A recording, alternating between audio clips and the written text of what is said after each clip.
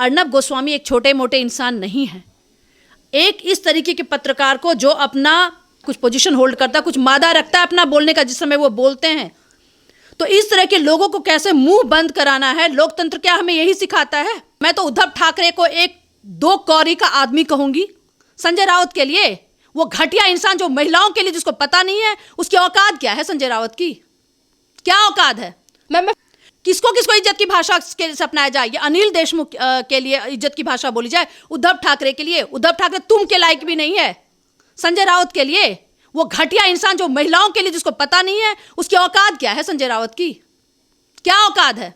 कोई अगर इंसान डिसीजन ना ले, अगर मेरा कानून अगर जिस चीज़ का डिसीजन नहीं ले पाता है, उस केस में कहते हैं प्रकृति डिसीजन लेती है, और हमारा जो प्रकृति है ना, वो जब डिसीजन लेगा तो इनकी कुछ भी नहीं चलेगी। जब ऊपर वाले का डंडा चलता है ना, तो किसी के बाप की नहीं चलती है। क्या देश पाकिस्तान हो गया है?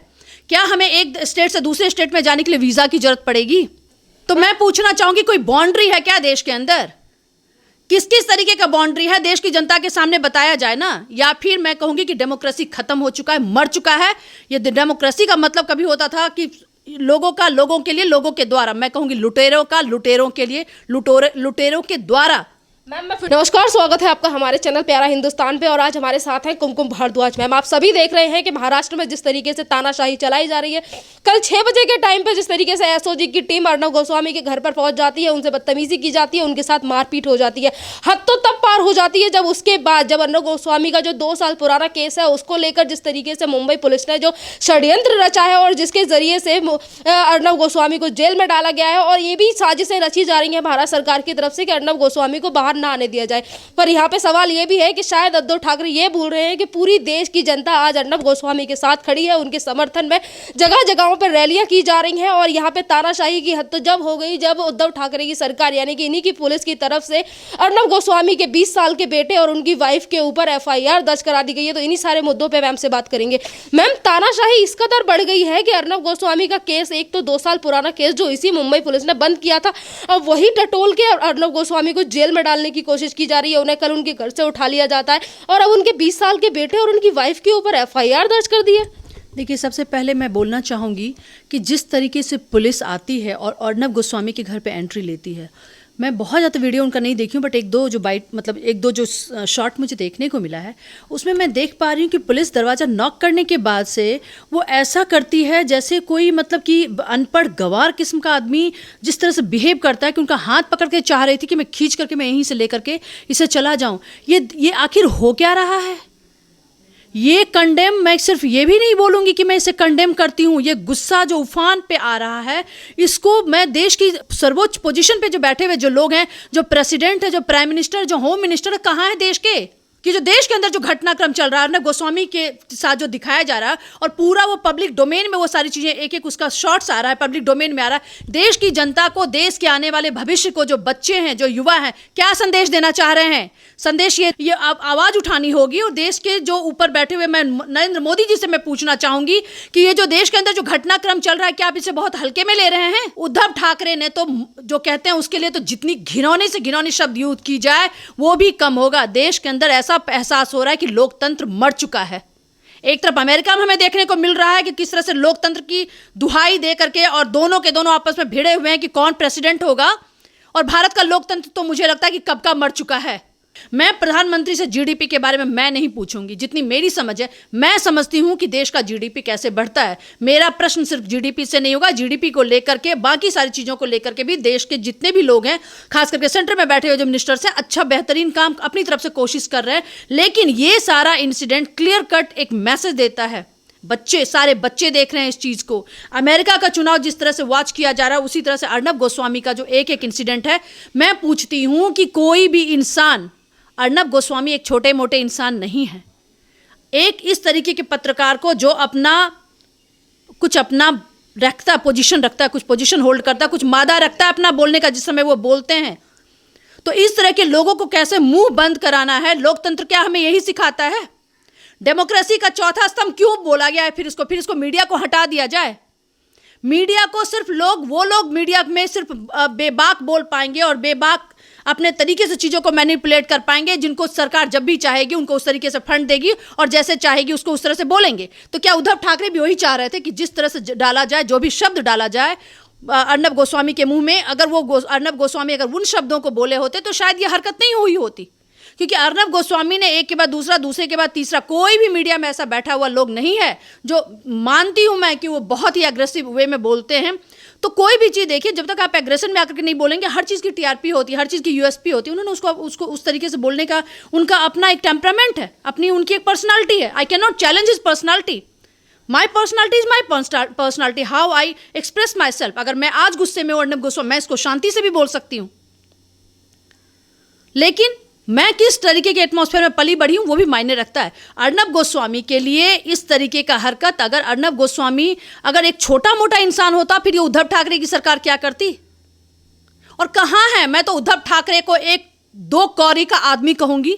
अगर उसके ऊपर हम सबसे पहले प्रश्न पूछना चाह रहे हैं सेंट्रल गवर्नमेंट से, क्या सेंट्रल गवर्नमेंट का कोई भी पकड़ नहीं है किसी भी तरीके का? उनको स्टेट के अंदर जो घटनाक्रम चल रहा है, क्या एक के बाद दूसरा, दूसरे के बाद तीसरे लोग, जिस तरह से ममता बनर्जी ने, तेलंगाना की सरकार ने, केरला की सरकार ने, ये सारे लोग कह रहे हैं कि हम अपने अंदर सीबीआई को नहीं आने देंगे। क्या देश पाकिस्तान हो गया है? क्या हमें एक स्टेट से दूसरे स्टेट में जाने के लिए वीजा की जरूरत पड़ेगी? तो मैं पूछना चाहूंगी, कोई बाउंड्री है क्या देश के अंदर? किस किस तरीके का बाउंड्री है, देश की जनता के सामने बताया जाए ना। या फिर मैं कहूंगी कि डेमोक्रेसी खत्म हो चुका है, मर चुका है। ये डेमोक्रेसी का मतलब कभी होता था कि लोगों का लोगों के लिए, लोगों के द्वारा। मैं कहूंगी लुटेरों का लुटेरों के लिए, लुटेरों के द्वारा। मैम मैं फिर से अर्नब गोस्वामी के सवाल पर आऊंगी। जिस तरीके की चीजें महाराष्ट्र में की जा रही हैं, जो भी उद्धव सरकार या उद्धव जी के खिलाफ बोलता है या फिर कोई भी उनसे सवाल करता है, तो वो हमेशा उनके साथ इसी तरीके की हरकतें करते हैं। आपने कुछ दिन पहले देखा होगा, नेवी अफसर को इस तरीके की बस एक कार्टून बनाने के लिए इस तरीके की चीजें कर दी जाती है। अर्नब गोस्वामी ने अगर तुम करके जी करके नहीं लगाया, तो उसके बावजूद इतना सारी चीजें करती हैं। तमाम पत्रकार हैं जो पीएम नरेंद्र मोदी को तमाम तरीके की बातें करते हैं। अगर इसी तरीके से सबकी नहीं बोला जा सकता, कौन सी बहुत भारी बात है? कौन है ये तुम? ये सारे गुंडे मवाली लोग आकर के विधानसभा में, लोकसभा में आकर बैठे हुए, 40-45% लोकसभा की जो सीट है उसमें गुंडे मवाली लोग हैं। उनको क्या करें? इज्जत की भाषा से बोलें, उनको इज्जत से बोलें। या कोई चोर, उचक्का, डाकू हो, उसको इज्जत की भाषा से बोला जाए, कसाब को इज्जत की भाषा से बोला जाए। किसको किसको इज्जत की भाषा से अपनाया जाए? ये अनिल देशमुख के लिए इज्जत की भाषा बोली जाए, उद्धव ठाकरे के लिए। उद्धव ठाकरे तुम के लायक भी नहीं है। संजय राउत के लिए, वो घटिया इंसान जो महिलाओं के लिए, जिसको पता नहीं है उसकी औकात क्या है, संजय राउत की क्या औकात है? मैं फिर से उसी चीज पे आऊंगी कि जिस तरीके से अर्नब को लेकर कार्रवाई की जा रही है, पुराने केस निकाले जा रहे हैं, तो फिर बात यह है कि उनके पूरे परिवार को क्यों घसीटा जा रहा है? उनका 20 साल का लड़का, जिसे ज्यादा लोग जानते भी नहीं, आज तक हमने उनकी शक्ल भी नहीं देखी है, ना उनकी वाइफ के बारे में ज्यादा हम जानते हैं, पर उसके बावजूद भी उन लोगों पर भी एफआईआर करा दी, उनके बेटे और उनकी वाइफ पर। देखिए, आपने सही बोला कि उनके बेटे को हमने आज तक कभी नहीं देखा कभी मीडिया में। इनफैक्ट उनकी वाइफ भी एक पत्रकार, लेकिन आज तक हमने भी उनको कभी भी, आप नहीं जानते हैं अनलेस अनटिल आप कुछ गूगल करके सर्च करें तो एक दो पिक्चर्स आपको मिल जाएंगी। तो इस तरीके का जो घटनाक्रम चल रहा है कि 2 साल जो पुराना केस था, वो भी इंटीरियर डिजाइनर का किसी का केस आ रहा है, वो मुद्दा निकल करके आ रहा है कि हमें पैसा नहीं मिला था 5 करोड़। अरे मेरा भी, मैं भी एक आर्किटेक्ट हूँ, मेरा बहुत सारे बिल्डर्स के पास मेरा पैसा फंसा हुआ है। तो क्या अगर वो पैसा नहीं देंगे, मैं उनके नाम पे लेटर में CGI chief justice of India को लेटर लिख चुकी हूँ, अगर मैं आज सुसाइड कर लेती हूँ तो क्या होगा? उसके ऊपर हो जाएगा। और ऐसा एक घटनाक्रम देश के अंदर नहीं है, वैसा तो हर घर से फिर उस तरीके की चीजें निकलेंगी, हर घर से गिरफ्तारी होगी। 50% लोग इस तरीके के घटनाक्रम को झेल रहे हैं। अगर वो 2 महिला, मैं कहती हूँ महिला एक ऐसी शक्ति है जो संवारती है तो बिगाड़ती भी है। ये 2 महिलाएं, एक पत्नी के तौर पर, बेटी के तौर पर, मैं महिला हूं, महिलाओं के को लेकर के मैं हमेशा से समर्थन करती हूं, और उनके चीज़ों को, उनके टेम्परामेंट को, या कोई भी मुद्दा जब उठता है, लेकिन जो इंसान, मैं पवार की बात करूंगी, 23,000 करोड़ का घोटाला कर लेता है और उसको बाद से उससे कहा जाता है कि उनके ऊपर कोई भी एक्शन नहीं होगा, वो 2, 4, 5 करोड़ क्या उस दोनों महिला को देकर खरीद नहीं सकता? कहाँ थी वो 2 साल तक? क्यों नहीं वो इस चीज की लड़ाई लड़ रही थी? क्यों नहीं वो बार बार चीफ जस्टिस ऑफ इंडिया को, प्रेसिडेंट को, प्राइम मिनिस्टर को, कितना कम्युनिकेशन उस महिला ने किया है? क्या महाराष्ट्र में और काम नहीं है जो 2-2 साल पुराने केस निकाले जा रहे हैं अर्नब गोस्वामी को फंसाने के लिए? ये जानबूझ करके किया जा रहा है, ये जानबूझ कर किया जा रहा है। वैसा केस अगर निकाला जाए तो मैं कहूंगी मीडिया का एक भी चैनल का जो पत्रकार और पत्रकारिता, जो अपने आप सो कॉल्ड पत्रकारिता की बात करते हैं और टीआरपी की लड़ाई लड़ते हैं, वो एक भी नहीं बचेंगे, एक भी नेता नहीं बचाएंगे। सारे गुंडे मवाली जो भरे पड़े हैं, वो किस चीज़ का गुंडा मवाली, मैं क्यों कह रही हूं उनको, इनके ऊपर कितने सारे केसेस हैं और किस किस तरीके के केस हैं वो बोला नहीं जा सकता।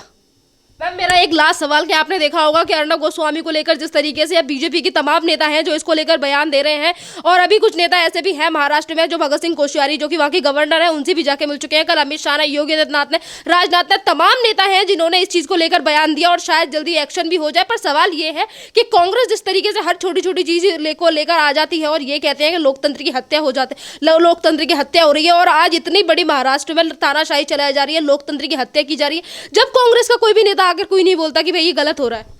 देखिए, कांग्रेस को हम ना के बराबर मानते हैं। कांग्रेस को हम मानने के लिए इतना तैयार ही नहीं है कि देश के अंदर कोई कांग्रेस का नेता भी है और कांग्रेस में कुछ बुद्धिजीवी लोग भी बचे हैं जिन्हें लोकतंत्र की समझ हो।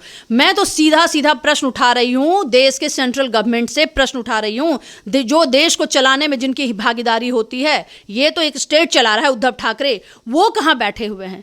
हमारे देश के अंदर जो सुप्रीम कोर्ट है, अगर एक उद्धव ठाकरे ने अगर अर्नब गोस्वामी को लेकर के 2 साल पहले का मैटर निकाला है, जितना भी इस तरीके का मैटर अगर महाराष्ट्र में पड़ा हुआ टोटल मैटर को खोला जाए, जो 2 साल 3 साल पहले से जिसका क्लोजर सबमिट किया गया है, और देश की जनता के बीच में ये सारी बातें आनी चाहिए। ये लोग देखिए खुले दिमाग से कोई समस्या का हल नहीं चाहता, ये प्रोपेगेंडा चाहते हैं कि देश के अंदर सिर्फ एक घटनाक्रम चले, एक वार्तालाप बन जाए, एक टॉपिक बन जाए और वो टॉपिक के तहत अपना लोगों के बीच में एक डिस्कशन चलता रहे, जिसे गॉसिपिंग कहते हैं, आम भाषा के तौर पे गॉसिपिंग कहते हैं। आज रिया चक्रवर्ती जो थी उसके ऊपर जब ये प्रश्न उठा, उस महिला ने ये भी बोला है, जो महिला बात कर रही है कि 5 करोड़ की मेरी पेंडेंसी है फीस की इंटीरियर डिजाइनिंग के लिए अर्नब गोस्वामी के ऑफिस की, वो महिला ये भी कह रही है, उसको इतनी समझ है कि कह रही है कि ये सुशांत के केस में कोई सुसाइडल नोट नहीं था, लेकिन मेरे हस्बैंड ने suicidal note, we don't know about that, क्या कोई किसी तरीके का फॉरेंसिक रिपोर्ट सबमिट हुआ है कि उन्हीं की हैंडराइटिंग थी, या किसी ने तुम्हें प्रलोभन दे करके 5 करोड़ 10 करोड़ 20 करोड़ का प्रलोभन दे करके और वो आप तुमसे चिट्ठी लिखवा ली और उस पर तुमने अपना साइन कर दिया, अपने हस्बैंड का साइन कर दिया, और आज तुम कह रही हो कि अर्नब गोस्वामी का केस है। जिस समय पे क्लोजर रिपोर्ट सबमिट किया गया उसके बाद से आपका क्या क्या एक्शन रहा, क्या क्या इनिशिएटिव आपने लिया? क्या उस समय आप बीच में, जनता के बीच में आई? क्या कोई आपने पिटीशन फाइल किया कहीं पे? क्या क्या काम किया है उन्होंने? ये या तो ये पूरी तरह से स्क्रिप्टेड है, और अगर स्क्रिप्टेड नहीं है तो ये बहुत ही बड़ा ऐसा मैटर है जो देश को बहुत गलत दिशा में ले जाएगा। तो फिर कोई अगर इंसान डिसीजन ना ले, अगर मेरा कानून अगर जिस चीज़ का डिसीजन नहीं ले पाता है, उस केस में कहते हैं प्रकृति डिसीजन लेती है, और हमारा जो प्रकृति है ना, वो जब डिसीजन लेगा तो इनकी कुछ भी नहीं चलेगी। जब ऊपर वाले का डंडा चलता है ना, तो किसी के बाप की नहीं चलती है।